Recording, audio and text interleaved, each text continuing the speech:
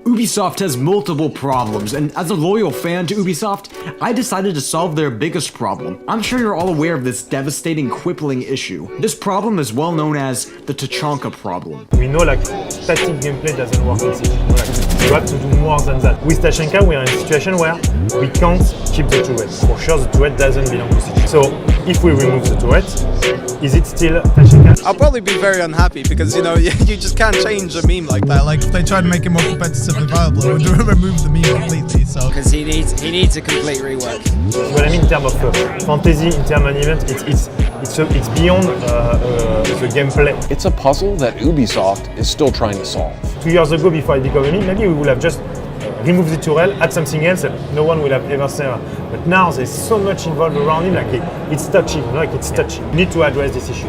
But how to address it, it's where it's become complicated. So obviously this issue is crucial, and in my opinion, Tachanka deserves more respect than to just be left lying around untouched. There's plenty of proposed solutions. Tachanka can carry his detached turret on hand, his turret can shoot through shields, give Tachanka the ability to teleport. We've heard them all. There is one particular buff that stands out amongst all others, one that both retains Tachanka's unique qualities and qualifies him as a top-tier operator. Ubisoft, I'd like to propose the Tachanka Trike.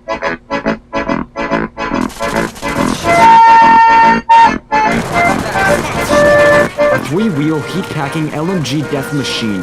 Don't be fooled by its misleading resemblance to a child's tricycle. This hot rod is equipped with Tachanka's original turret and a face-forward shield to stop any oncoming return fire, although unlikely. Any operator would be lucky to experience this and survive. Not many have lived to tell the tale of the thick laid-down suppression of 7.62 hot metal at 550 RPM. This updated gadget pushes Tachanka from a 1-speed operator to a 3-speed operator, keeping up with comrades by the likes of Caviera and Bandit. Now I know what you're all thinking, is this canon? Not to worry, this concept is solid in every field, including story. As stated in his biography, Tachanka was a part of the Spetsnaz forces, and being a well-known special forces group, it's obvious that Tachanka has performed many squats in his training, allowing his legs to reach a rotational force by the likes of 354 pound-feet, taking his trike to 743 horsepower, just over the stats of a 2019 Ferrari. This is what makes him a 3-speed. Do you think this buff could be viable in R6? Yes, 100%. Why wouldn't it be? Well, I think it could be good in Rainbow Six Siege. Like, it's a good mechanic. I'd say keep it in. Yeah, it's a really good idea. It's gonna be so good. It can make the game way better. Yeah, that's very cool.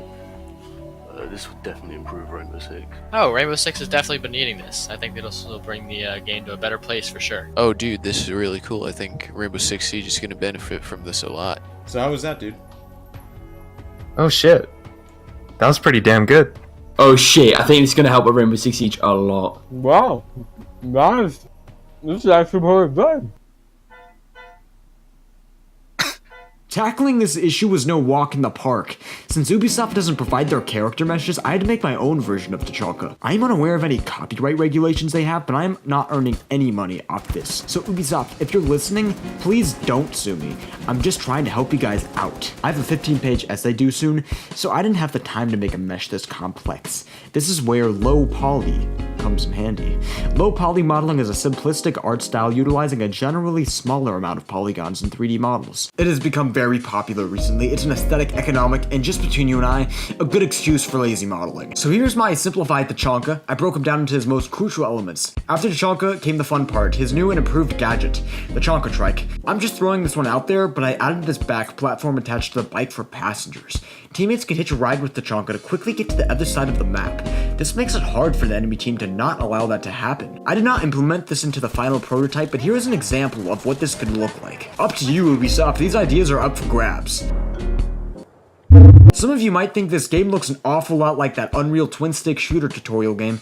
That's because it is. I added some extra features like a point system and a couple of items to buy. You can buy health, rate of fire, and speed multipliers. I would not recommend buying too much speed as the game becomes unplayable. To download this game and test the Tachanka Trike for yourself, there's a Google Drive link in the description below. When your computer tells you the EXE is a virus, make sure you show more so you can tell the computer it's wrong and it's actually the best game ever. If you think this buff is viable for the real game, make sure you share this video to all of your R6 buddies. We can also tweet this video and tag Ubisoft a ridiculous amount of times to make sure this gets in the game. As for the R6 community, I hope we can continue to appreciate Tachanka in the coming changes to the game. I refuse to believe he is a deadbeat. His presence only becomes more historically profound, memorable, and novel. Ubisoft, if you're watching and want to thank me for my help, I would be willing to either replace creative director Xavier Marquise or share the position with him as my co-creative director. And if anyone wants to do anything like this, please know that Unreal Engine is a free software anyone can download. This is not a paid promotion, I simply want to help build the game making community. Like seen in this video, it only takes time, not talent, to make something. There's plenty of free tutorials, an extensive Unreal forum, and free and paid resources on the Unreal market to use if you aren't familiar with modeling.